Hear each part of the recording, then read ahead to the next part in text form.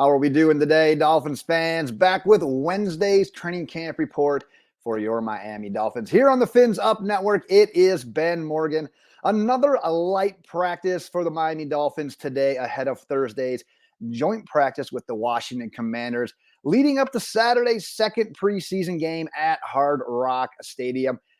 I talk about light work. I talk about light attendance as well. I believe there were 19 players on the Miami Dolphins today, not practicing either due to injury or simply just getting the day off. Regardless, we've got full coverage from today's action that we are going to jump into in just a second. Before we do, though, let's hear from you.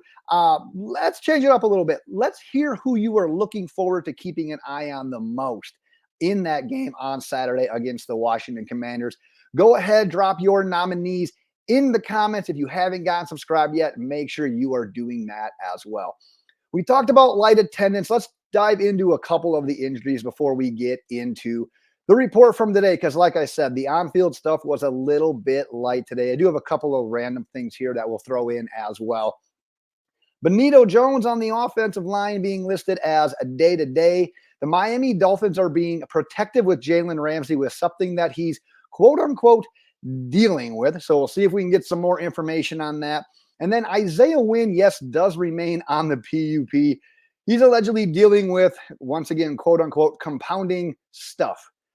Compounding stuff sounds like something like a 37-year-old guy like me with 3 kids is dealing with. So I'm not 100% sure what that means. I know that he was dealing with the leg injury from last year. He's having a big time trying to come back from all of that and get his body ready for the regular season. I believe that the hope remains week 1 for a guy like Isaiah Wynn. But like I said, as we get more news, as we get information fed to us, I will be sure to let you guys know as well. Because, yeah, not necessarily the greatest news in regards to injury today.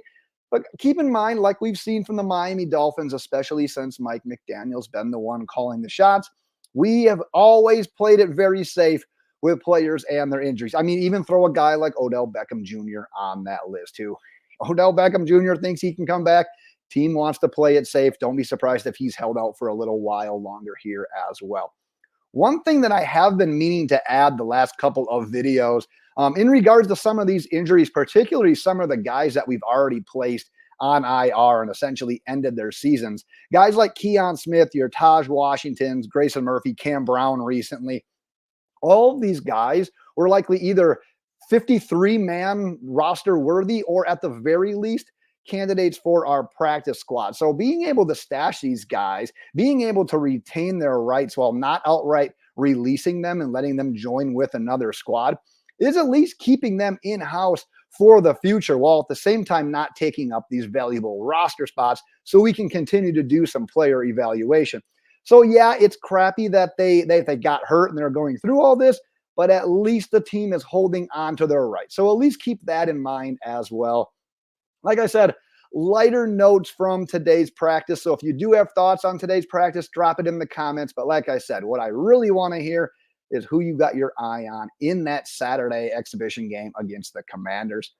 For the quarterbacks, no long noted completions on the day. However, it does appear that Saran Neal would have been called for defensive pass interference on a deep shot from Tua to Braylon Sanders. Travis Wingfield noted that Tua had an absolute dime to Malik Washington today in practice as well. Said that the ball was put in the perfect spot for Malik Washington to make the catch while Jordan Brooks was right on his hip covering him, to the point where not only was the ball in a great spot to be completed, but if it had been put anywhere else, he said Jordan Brooks is getting potentially an interception at the very worst, a pass breakup. But not only was it not intercepted or broken up, put in a spot where Washington was able to make the catch and then make plays and get extra yards after the catch as well. So at least a nice highlight there. Skylar Thompson's best pass came on a completion over the middle to Jaquan Burton.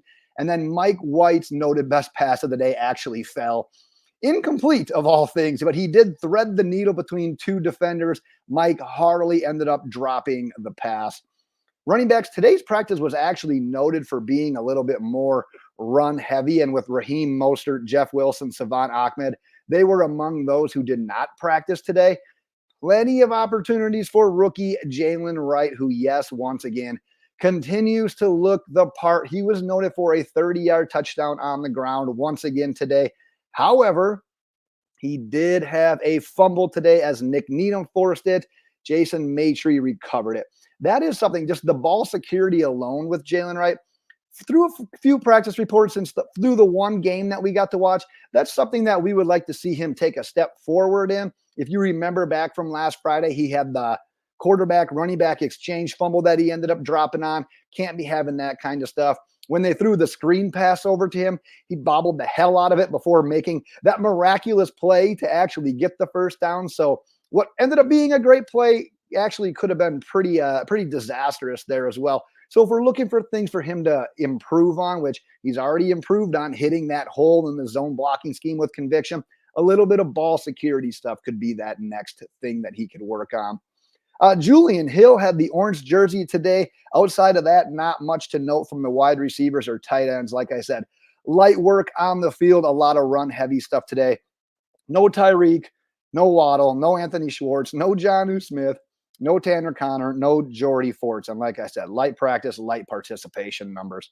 From the offensive line, Jack Driscoll was credited with a big block on a run that sprung Devon Achane, where Jack Driscoll was able to get to the second level for a block. Travis Wingfield actually tweeted early in practice. He said, "We're only 10 or so Tua reps in, but between his pocket mobility and the pass protection, he's had all day to throw."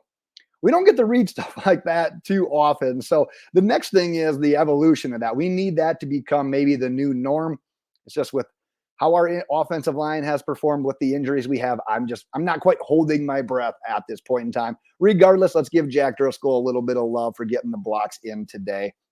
Switching over to the defensive line, the Dolphins actually did make a roster move today. They signed defensive lineman Robert Cooper, whose nickname is simply Big Coop. Gotta love that, being a big interior defensive lineman. Obviously, after releasing Teair Tart yesterday as well. Cooper was an undrafted free agent in 2023 after playing 5 seasons at Florida State. He did spend some time in training camp last year with both the Seattle Seahawks and the Philadelphia Eagles. At this point in time, though, that's depth. That is likely a camp body. Also on defense, Brandon Peely came in untouched for a would-be sack. Zach Sealer also added a would-be sack while Tua was in at quarterback as well. A little bit of good news from the injury front. Mohamed Kamara returned to practice today after missing a few days. And then obviously Jalen Phillips, with him returning earlier this week, working with the team for another straight day here as well. So obviously good to have those guys back. Emmanuel Ogbah was noted for beating Kendall Lamb, stuffing a Devon Achane run in the backfield. And then Chop Robinson getting some love seemingly every day. It doesn't come without a little bit of negative at some points in times with Chop Robinson, but more often than not, this dude has looked the part of the number 21 overall pick. Noted for some quality edge setting today. Obviously, like I said, good to hear that. I was actually told, I think it was late last week, that this coaching staff and even players, guys like Teron Armstead, they're working with Chop Robinson nearly on like a daily basis with the idea that learning tendencies of offensive linemen, learning how he can be a controlled edge rusher as well. We know he relies on his speed a lot. So being able to learn counter moves and see how offensive linemen are set up and how you can adapt and react to that kind of stuff with different types of counter moves at the same point in time, learning how to set some of the edge on the running game as well. And it's the best thing is it's guys like Teron Armstead that are helping this, that are leading that charge. So props to a guy like Teron Armstead for trying to make a teammate like Chop Robinson better. Let's just say I already like what I see from Chop Robinson, and Teron Armstead is going to be a hell of a coach, in my opinion, at some point in time. Let's just stay healthy and get another year out of you, though, before you start doing that kind of stuff. Curtis Bolton, who I believe tied for the team lead in tackles last week's preseason opener, he was noted for a tackle for a loss on a Jaylen Wright carry. And then wrapping up in the secondary, Cam Smith credited with one of his better plays of camp so far. He wrapped up Devon Achane quickly on a check down pass from Tua. As several beat writers correctly pointed out and noted, that if there was ever a time for Cam Smith to really stand out, it's now. It's Jalen Ramsey. Like I said, he was being held out today. Ethan Bonner's been held out now for a couple of practices in a row. In my opinion, he's likely going to get some good run. in that Thursday joint practice against the Washington Commanders. He's likely going to get some good some good reps, opportunities in that Saturday preseason against the Commanders as well. So we'll see how he does that. But if there's kind of my candidate of, if you're leaving a comment, who you got your eye on, Cam Smith is definitely one of those guys I'm going to have my eye on. One final note, Isaiah Johnson, who also actually looked pretty decent in that preseason opener, noted for pass breakups on back-to-back Mike White passes, one while covering McGowan, the other one while covering Braylon Sanders. Like I said, light work for today, so that's actually what I got. Bad news, at least I think it's bad news. Unfortunately, my streak of having a post-training camp practice report for the entire set of training camp, I believe is likely going to come to an end tomorrow. Something came up, and I don't believe I'm going to be able to have a joint practice recap for that practice there with the Washington Commanders, which really stinks. I'd have rather missed a day like yesterday or today. I love training camp practices, but the joint practices just add a little bit more. So unfortunately, I won't be able to likely cover that practice. However, like I've talked about, leave your players that you're looking forward to in that game, and then following the Dolphins Commanders game, likely at some point, I'm guessing on Sunday, I will have the recap top takeaways from that game as well. Like I said, though, Dolphins fans, I will wrap it there for today. And until next time, fins up.